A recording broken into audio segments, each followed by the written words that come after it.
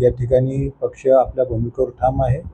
आमची सगळ्या कार्यकर्त्यांची या ठिकाणी जिल्ह्यातील पदाधिकारी असतात, या ठिकाणी आम्ही पालकमंत्री असतील सुजयदादा आणि वरिष्ठ नेत्यांकडे एक मुख्य मागणी केलेली आहे की या ठिकाणी या विधानसभेचे उमेदवार अक्षय कर्डिलेचे असावे आणि त्यांनाच पक्षाने उमेदवारी द्यावी, कारण त्यांचं संघटनेतलं काम फार ते जवळजवळ 10-12 वर्षापासून या ठिकाणी संघटनेत सक्रिय आहे।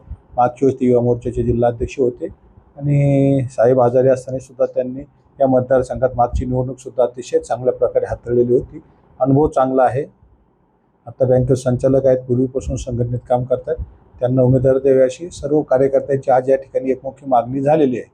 काही कार्यकर्त्यांनी अशी पण मागणी केलेली आहे की जर अक्षयदादा कर्डिलेंना जर उमेदवारी नाही मिळाली तर आम्ही राजीनामे देऊ। नाही, असं कोणीही मागितलं नाही, असं कोणी या ठिकाणी भूमिका व्यक्त केली नाही। प्रत्येकाने एवढीच मागणी केली की बुवा अक्षयदादालाच या ठिकाणी उमेदवारी दिली पाहिजे, अशी फक्त मागणी आहे। बाकी कर्डिलेंचे जे पारंपरिक राजकीय विरोधक आहेत तत्पुरे, त्यांच्या एक आता सध्याच्या वागण्यातून असं दिसतंय की ते भाजपमध्ये प्रवेश करतील, कसं बघता येईल त्यांच्या प्रवेश? उद्या आता हा निर्णय समजा प्रदेशाध्यक्ष असतील, मुख्यमंत्री असतील यांच्या लेवलला होऊ शकतो, परंतु खाली त्याच्यावर कुठलीही चर्चा नाही। हा फेक आहे काय ती वरच सांगू शकते, नाही तर तनपुरे सांगू शकते।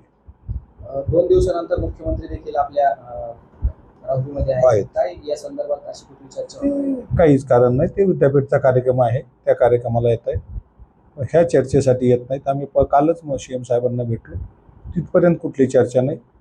ते म्हटले संपर्क केला होता, पण असे त्याच्यावर कुठलाही निर्णय झालेला नाही।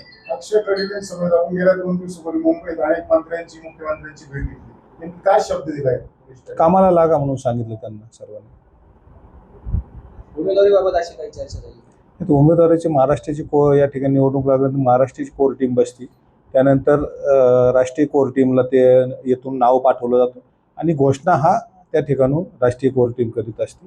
त्या ठिकाणून आपले राष्ट्रीय अध्यक्ष या ठिकाणी उमेदवारी बाबतीत घोषणा करतील। आज कधी काही कुठली अडचण नाही या ठिकाणी, किंतु परंतु सुद्धा नाही या ठिकाणी कुठलाही आपल्याला बळी न पडता या ठिकाणी उमेदवार आमची सर्वांची एकच मागणी आहे की अक्षय कर्डिलेंना उमेदवारी मिळावी आणि तेच उमेदवार राहतील अशी आम्हाला 100% खात्री आहे, कारण आम्हाला सगळ्यांनी तसा क्लीन सिग्नल दिलेला आहे।